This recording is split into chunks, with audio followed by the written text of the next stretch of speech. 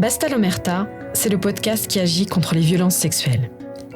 À chaque épisode, nous abordons un aspect des violences sexuelles avec un ou une invitée ou autour d'un débat.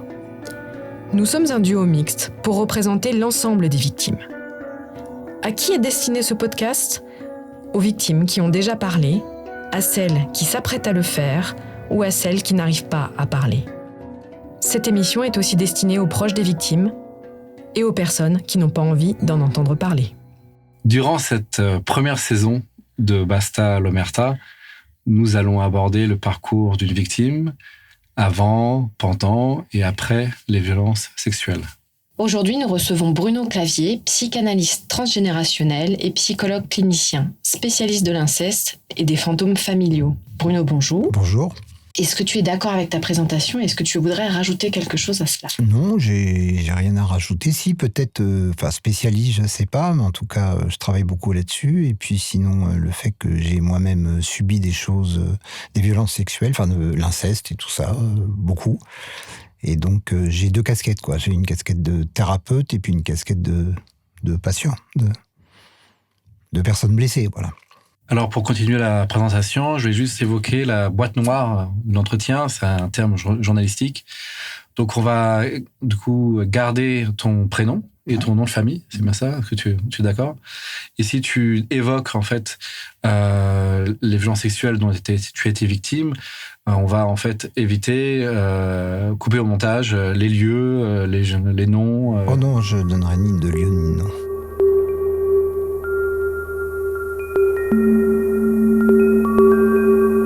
On va passer à la première question, du coup. Alors, je suis très content vraiment que tu sois ici. J'avais a priori, parce que j'ai un biais, en fait, sur on va dire, la méthode freudienne, on va dire ça comme ça, mais du point de vue de mon parcours. Donc, je vais tout de suite dire que je n'étais pas objectif. Mais la brève rencontre et l'échange qu'on a eu, tout de suite rassuré, en fait, et tout de suite... m'a donné en tout cas la confiance en fait du coup de la qualité de ta parole. Donc je voulais juste être très sincère aussi pour te dire moi je suis aussi victime de violences sexuelles donc à l'âge de 9 ans et voilà juste pour te dire un peu un contexte sur on va dire comment enfin ma qualité d'intervieweur, la position que j'ai. Alors là un peu la première question. Sigmund Freud penserait du MeToo, du mouvement de prise de conscience de violence sexuelle? Ça, c'est la grande question. Alors, pour ça, il faut bien connaître l'histoire. Alors, première des choses, c'est un peu le grand le grand secret de la psychanalyse, c'est on va dire le centre même de toute la psychanalyse tourne autour des violences sexuelles.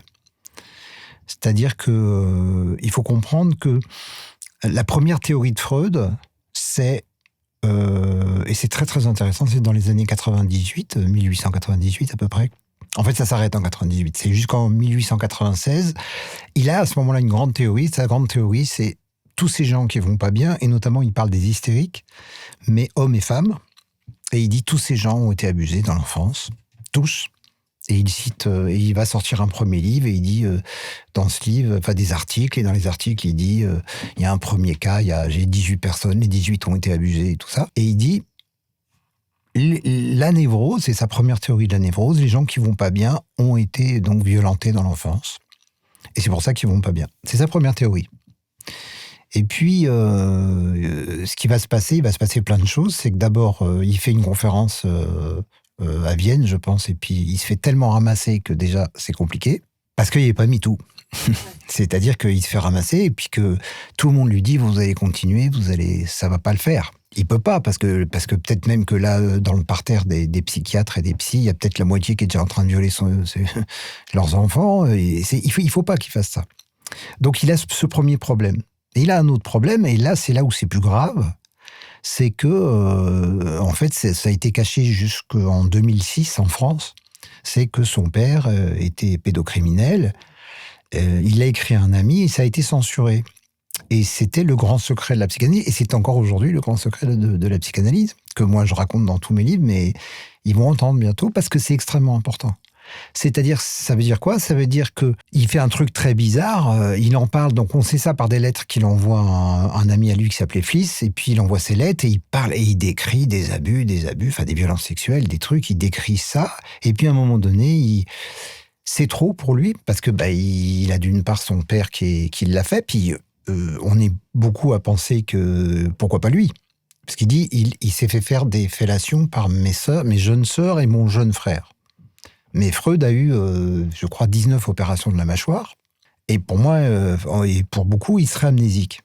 Il serait amnésique, victime lui-même. Victime lui-même, amnésique. Bon, au pire, il lui serait rien arrivé. Enfin, au pire, voilà, on va imaginer. Mais il y a donc quelqu'un qui est comme ça, qui est concerné par le sujet. Il le dit dans ses lettres. Et puis, dans une lettre 6 mois après, il dit « j'y crois plus ».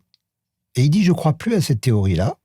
Donc un rétropédalage. Voilà, un rétropédalage total. Et j'ai beaucoup étudié la question. À partir de là, il n'en parlera plus. Plus jamais. Et à partir de ce moment-là, il dit « c'est du fantasme ».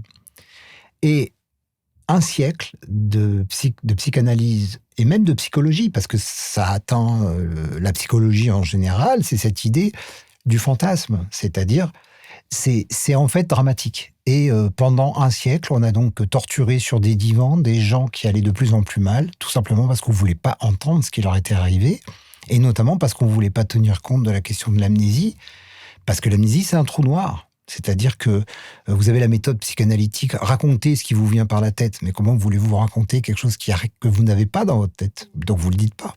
Donc moi, j'ai raconté ça dans mes livres, j'ai reçu des gens qui avaient fait 40 ans d'analyse.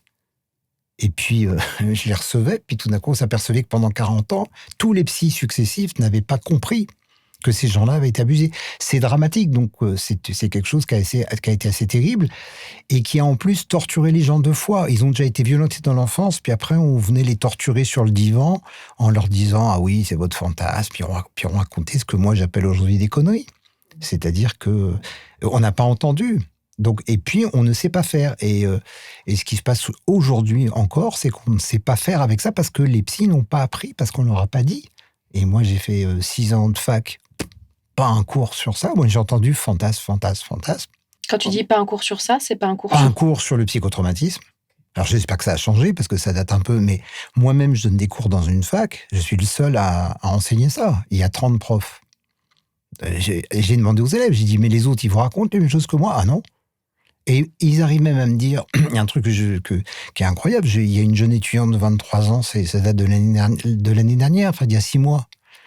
Je fais un cours et tout, puis elle me dit, écoutez monsieur, ce que vous nous racontez là, mais imaginez, moi je suis psy, parce que c'est des futurs psys, je reçois une femme, elle me dit qu'elle a été violée. Dois-je la croire? Voilà la question qu'elle m'a posée. Et les élèves me regardent et ils me disent, bah oui, elle pourrait très bien mentir. J'ai dit, mais vous rigolez? Il y a une espèce de défiance installée. C'est-à-dire que, je veux dire, d'office, vous allez penser que quelqu'un va venir aller voir le psy et lui raconter des choses fausses. Mais je dis, c'est quoi cet état d'esprit? Vous voyez, ça, c'est un siècle. C'est un siècle de faits où la psy a été complice du mouvement. Sauf qu'entre-temps, il y a eu MeToo. Et que maintenant, c'est plus possible. Et moi, ce que j'ai mis dans mes livres, dans mon dernier livre notamment, c'est que à partir du moment où il y a MeToo, tous mes patients parlent. Mais avant, ils ne me parlaient pas. Et moi, j'ai mis ça dans les années avant. Hein. Moi, je me suis fait beaucoup allumer là-dessus. Maintenant, on m'embête, moi. Mais je me suis fait allumer là-dessus. On disait, oui. Alors voilà, parce que j'étais abusé, on disait, il tourne en boucle, il est maniaque. Il parle que de ça. Hein, et je raconte des choses où une patiente qui était pendant 4 ans, elle est avec moi, je la reçois toutes les semaines. Et je m'aperçois au bout de 4 ans qu'il y a un truc qui colle pas, puis je vais comprendre dans un rêve. Et je lui dis, mais il y a un truc que vous m'avez pas dit, c'est quoi? Et elle me dit, bon, je vais vous dire, j'étais abusé par mon psy avant, pendant 4 ans. Pendant 4 ans, elle me l'a pas dit. Vous voyez, c'est ça. Et MeToo, l'avantage de tous les mouvements collectifs, c'est que c'est comme si la pensée était collective, les gens se mettent à parler, ils se mettent à se souvenir, ils se mettent à oser penser. Et avant, ils osaient même pas penser. On sort d'un truc incroyable, quoi.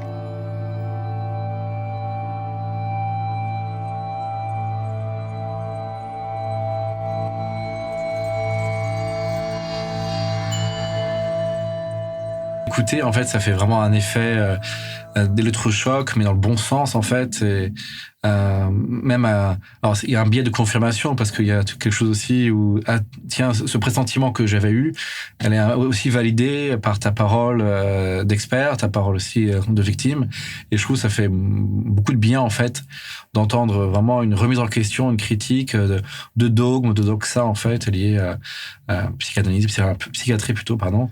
Psychiatrie et psychanalyse, les deux. Hein. Psychiatrie, psychanalyse. Non, c'est absolument fascinant. Il y a une vraie, peut-être même déconstruction, une remise en question peut-être aussi, quoi, des idées reçues. Et j'ai vraiment beaucoup apprécié le fait que tu as parlé de collectif, de prise de conscience collective, de cerveau collectif. Je sais pas si Oui, c'est un peu ça. Et c'est fascinant en tout cas d'entendre. Voilà, moi j'apprends beaucoup en tout cas là, sur un phénomène collectif et à quel point le déni, l'amnésie est tellement puissant et les violences sexuelles tellement présents en fait que ça nous rend aveugles, sourds en fait à la souffrance. Donc deuxième question. Bruno, sans trahir la confidentialité de ta pratique, est-ce que tu pourrais aborder éventuellement, est-ce que tu pourrais te souvenir de comment tu as accueilli la première victime? Est-ce que tu as le souvenir de la première victime de violence sexuelle? C'est une question qu'on ne m'a pas posée, ça. Non, ok, mais c'est très bien. La première, comment j'ai accueilli ça? Je crois qu'au départ, j'avais pas... Justement, c'est assez étrange, j'ai eu plutôt des personnes amnésiques. Hein, j'ai pas le souvenir de quelqu'un qui m'ait vraiment dit, voilà, il m'est arrivé ça. Mais quand même, je pense à une femme, et je vais être très honnête, je l'ai mis dans mes livres, je l'écrirai encore pendant une bonne dizaine d'années. Moi, j'étais pas formé à ça, et je me suis trompé. Alors, je crois que j'ai toujours accueilli, parce que... je pense que j'avais quand même au moins assez de cœur pour accueillir, mais je ne comprenais pas. Par contre, je ne comprenais pas. Ce que je ne comprenais pas, c'était l'impact. Et je pense, oui, à une de mes premières patientes qui avait vécu un truc vraiment, vraiment grave. Ceci dit, c'était très confus. Donc, même là, pour ma décharge, c'était très compliqué à comprendre ce qui lui était arrivé, mais c'était vraiment grave. Mais je pense que pour entendre, c'est là où il y a un phénomène psy qui est incroyable, c'est que tant que je n'avais pas retrouvé la mémoire, c'était une connivence entre moi et les gens. Les femmes, il y a beaucoup de femmes, il y a des hommes aussi, mais les femmes ne me disaient rien, et moi je leur disais rien. Et c'est quand moi je retrouve la mémoire, que tout d'un coup, boum, c'est tellement incroyable ce phénomène, qu'à ce moment-là, les personnes se mettent à me dire, et à parler, et puis moi je commence à comprendre. Mais je mets du temps. Je parle beaucoup d'analyses où on a perdu du temps pendant 8 ans. C'est pas 1 an, c'est pas 2 ans. C'est pendant 8 ans, vous recevez quelqu'un toutes les semaines et vous avez toujours pas compris pourquoi il va pas bien. Et il va pas bien parce qu'il est amnésique ou parce qu'on n'a pas compris l'ampleur du phénomène. Mais quand en plus vous avez ce qu'on appelle la formation classique psychanalytique qui est le fantasme, non seulement vous n'allez pas l'entendre, mais vous allez même imprimer quelque chose d'inverse. Vous allez donc passer votre temps à essayer de convaincre la personne que, globalement, c'est elle, toute seule, qui s'est fait son histoire. Hein.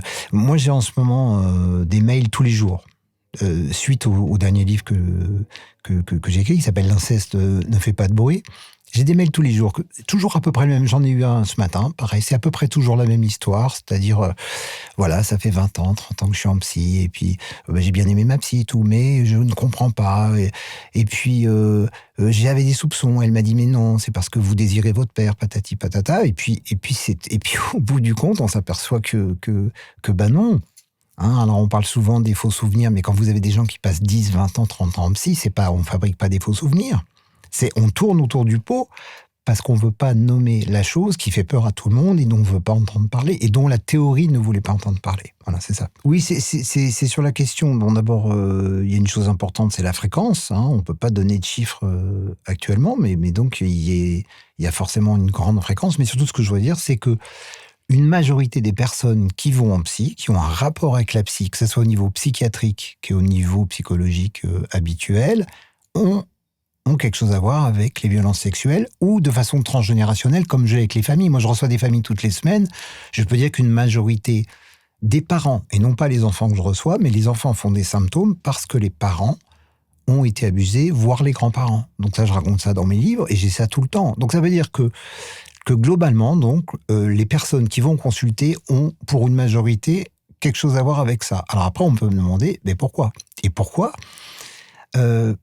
plus que d'autres traumatismes ? Parce que globalement, on peut aller en psy parce qu'on a été abandonné, on peut aller en psy parce que si, parce que ça. Et puis on me dit des fois, on peut aller en psy parce qu'on a eu, on va dire, des abus psychiques. On me parle de ça, ok ?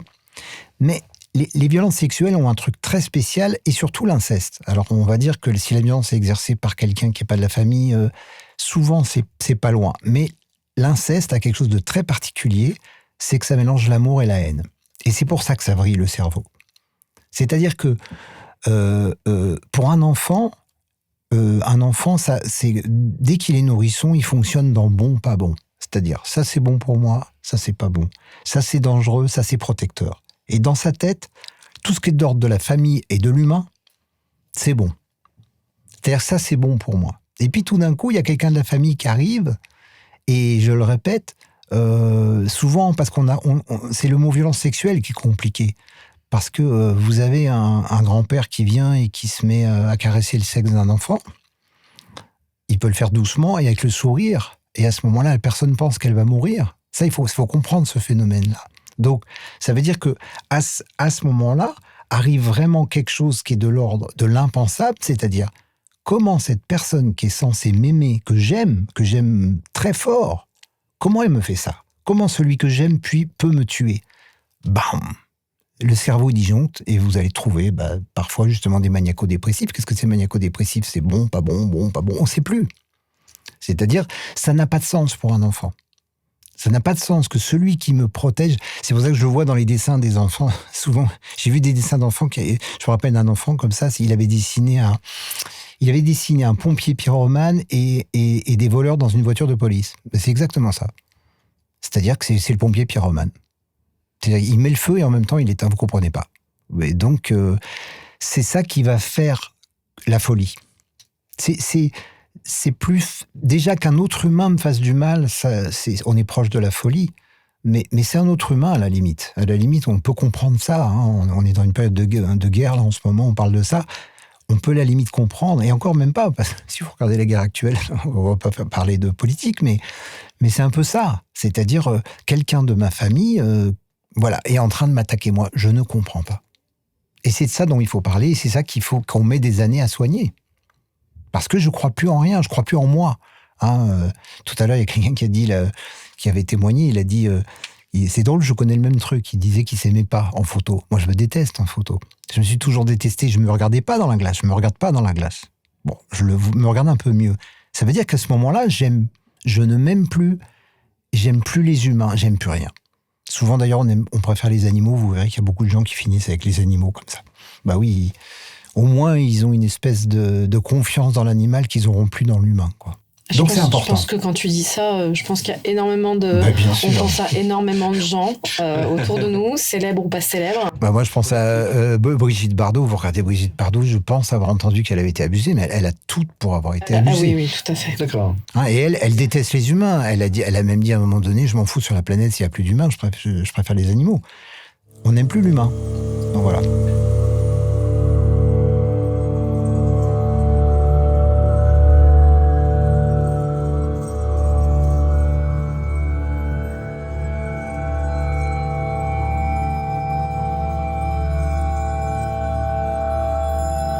Il y avait une question, en fait, puisque tu l'as évoqué presque dès ton arrivée, en fait, avant même d'enregistrer, c'est le fait que tu as été une victime.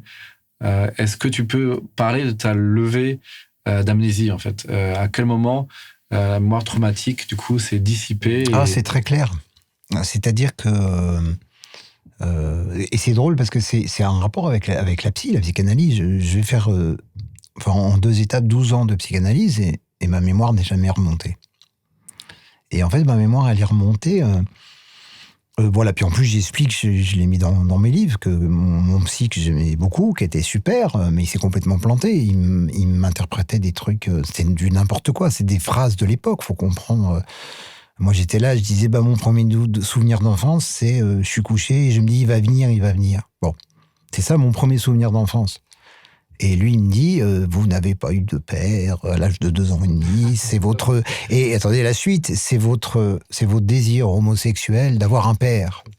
Et je l'ai entendu pendant 12 ans. Bon, lui, il pensait, il était formidable, cet homme-là, mais il pensait comme tout le monde à l'époque, c'est le fantasme, votre désir homosexuel d'avoir un père. C'est-à-dire avec tout un tas de trucs très compliqués dans la psychanalyse sur la question de l'homosexualité, parce que Freud, à tous ses patients, il disait « Ah, vous avez de l'homosexualité refoulée ». C'est lui qui a une homosexualité refoulée, c'était Freud. Qu'est-ce que c'est que d'être abusé par son père, sinon être un homosexuel de fait ? C'est ça la question. Donc, vous voyez, la théorie elle était incroyable. Alors, moi, j'avais pas la mémoire de ça. Et ce qui s'est passé, c'est que je le raconte, c'est principalement un maître chinois de tai chi qui m'a manipulé. Puis il m'a dit, oh là, mais je limite un peu, je l'exagère avec l'accent chinois, il me disait, oh, t'es tout bloqué comme ça, on va débloquer le corps, l'énergie tout bloqué. Alors il me fait des manipulations, bam. Je sens, mais comme si j'étais boosté, mais je dors plus pendant 6 mois. Alors je vais le voir, puis il rigolait, il comprenait pas. Et puis je dors plus, et puis je dors plus, j'ai compris pourquoi je dormais plus. Et là, les rêves arrivent, bam, bam, bam, toutes les mémoires. Et là, c'est 13, 14 ans de cauchemar. J'en ai fait 7 nuits, encore. Parce que malgré le travail, ça revient, parce que ce qui est revenu d'abord, c'est dans la pension. J'étais en pension de 5 ans à 6 ans, et là, avec mon frère, on a été violés pendant 6 mois à peu près. Je sais quand ça s'est arrêté, j'ai retrouvé tout, mais il m'a fallu une reconstruction pendant plusieurs années pour comprendre, parce que j'étais amnésique.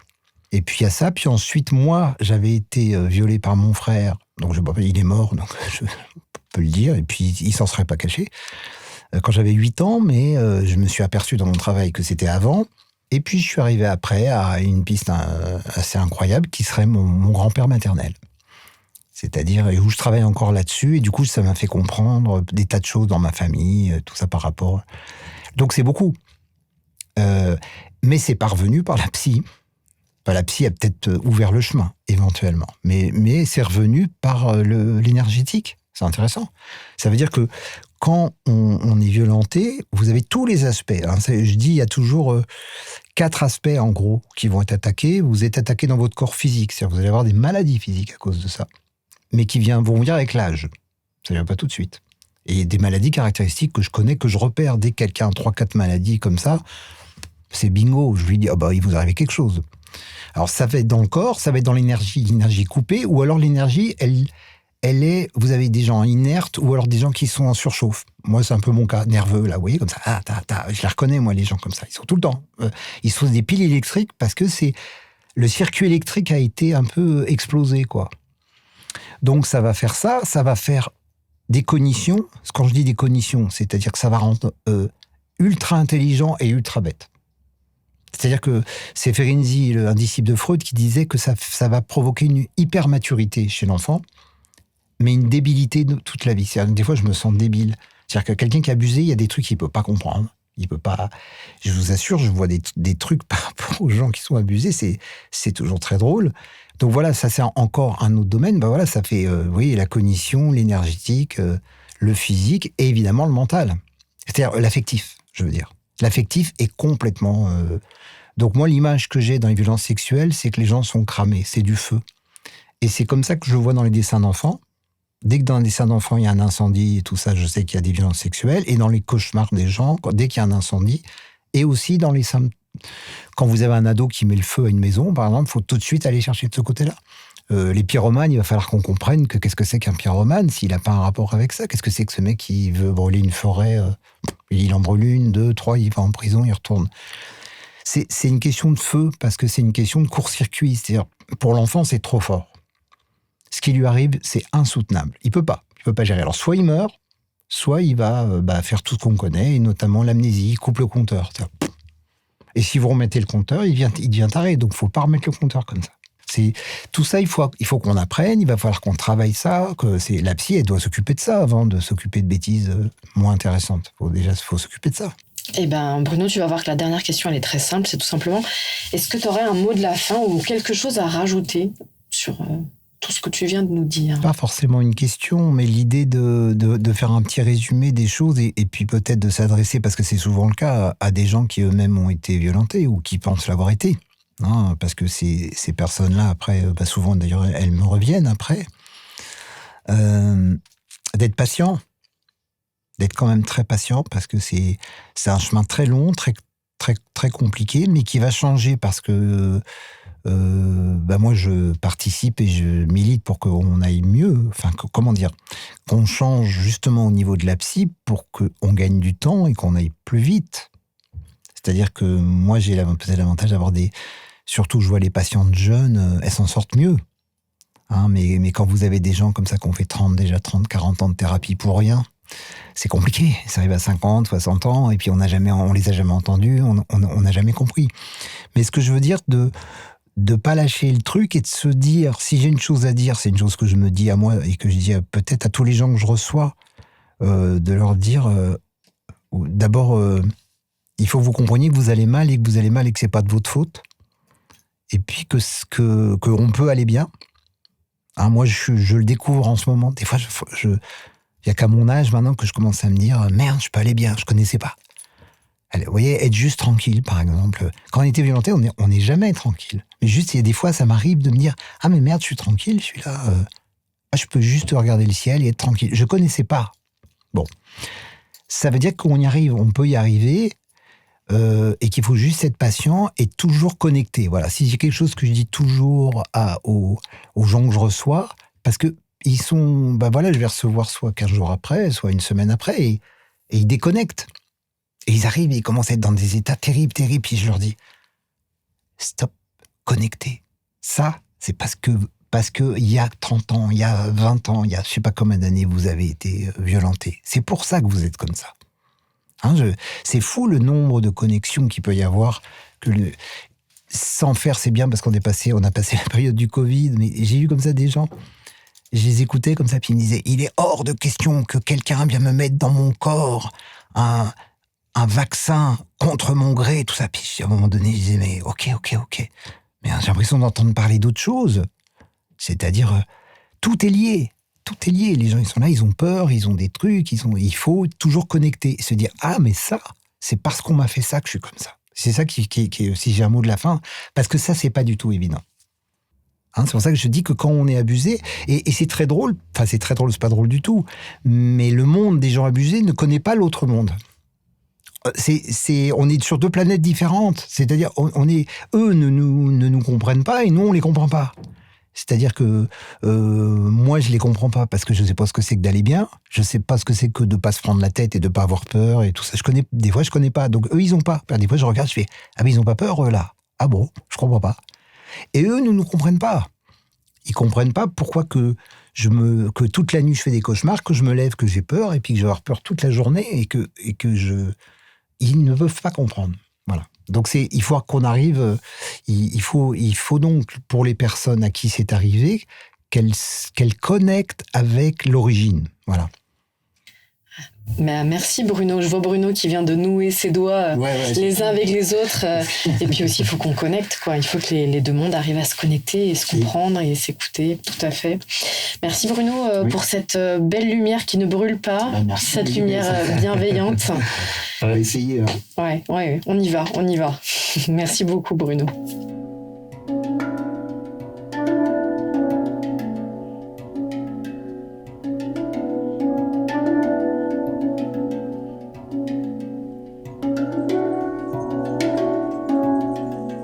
Alors vraiment, dans l'interview de Bruno, c'est très très difficile de choisir quelque chose parce qu'il y avait tellement de choses, c'était tellement dense et éclairant. Hein.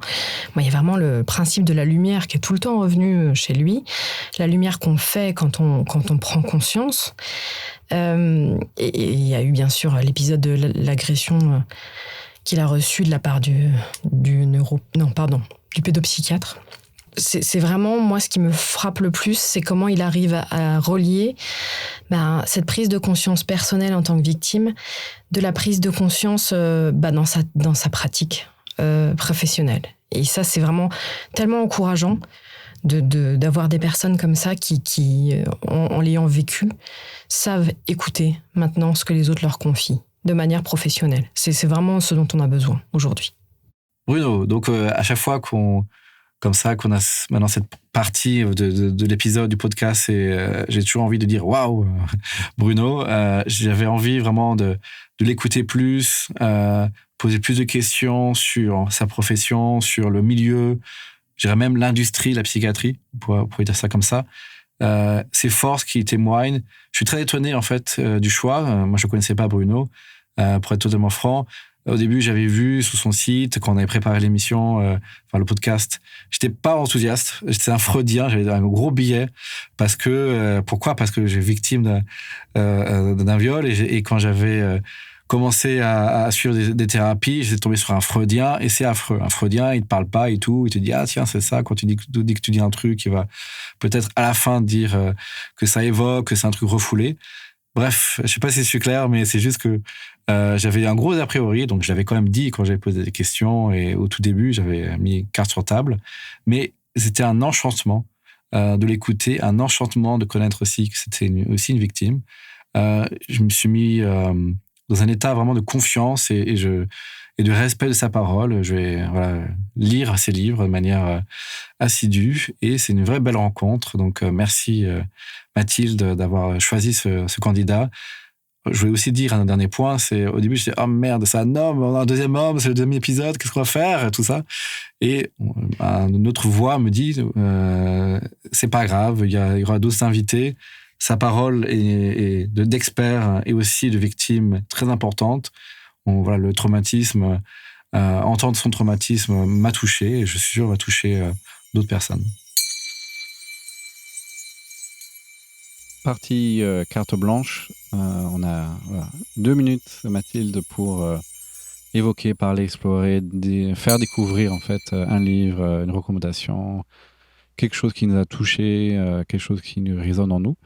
Donc aujourd'hui, je vais de nouveau être dans la catégorie recommandation et tout ça, mais lié aussi à mon histoire personnelle. Ça va être le film Mysterious Skin, je crois qu'il date de 2006, de Greg Araki. Peut-être 2005, ouais. Greg Araki, c'est qui ? C'est un réalisateur indépendant américain qui fait des films très controversés. Petit budget, très trash, beaucoup de cœur par contre. Et ce film en question a casté... comment ça s'appelle Gordon Levitt. C'est quoi son nom ? Joseph Gordon-Levitt. À ses premiers rôles, et c'est l'histoire de 2 ados en fait, mais ça commence d'abord en tant qu'enfants. Ils ont été en fait violés par leur coach de baseball. Donc c'est quelque chose qui se passe énormément en fait aux États-Unis, enfin un peu partout en fait. C'est dans le milieu du sport en fait, beaucoup de coachs utilisent leur avantage, leur domination pour en fait faire subir des choses atroces. Et c'est un film très trash, très frontal en fait. Carrément ils reproduisent les scènes d'agression, l'agression. C'est vraiment presque insupportable à voir, mais avec une grâce, une légèreté, parce que c'est intéressant, parce que ensuite, ce qui va se passer, ça, c'est le début, mais tout le film, en fait, le récit, il est double. D'abord, il y a une victime, j'ai oublié l'acteur, en fait, qui croit qu'il a été kidnappé par des extraterrestres. Donc, c'est tout un trip, en fait, très américain. Il est persuadé, donc il va voir des victimes, il va faire tout un road movie, il va dire, mais est-ce que toi aussi, tu as été kidnappé par les extraterrestres, subi des expérimentations sur ton corps. Enfin, il va faire une enquête avec d'autres victimes. Il va effectivement rencontrer d'autres personnes qui vont lui dire ça, parce qu'il a en fait un sort de mémoire traumatique, il a un blackout, il ne sait plus ce qui s'est passé. Donc il croit que c'est cette explication. Deuxième récit parallèle, en fait, c'est Joseph Gordon-Levitt, qui lui, en fait, sait ce qui s'est passé, mais une sorte de mémoire traumatique où il s'est coupé lui-même, il est devenu drogué, toxicomane, héroïnomane, et à Grand Station, dans la gare centrale de New York, il devient du coup un travailleur du sexe, et à 14 ans, en fait, vit dans la rue, et vit une vie vraiment de merde, quoi, de camé, tout ça.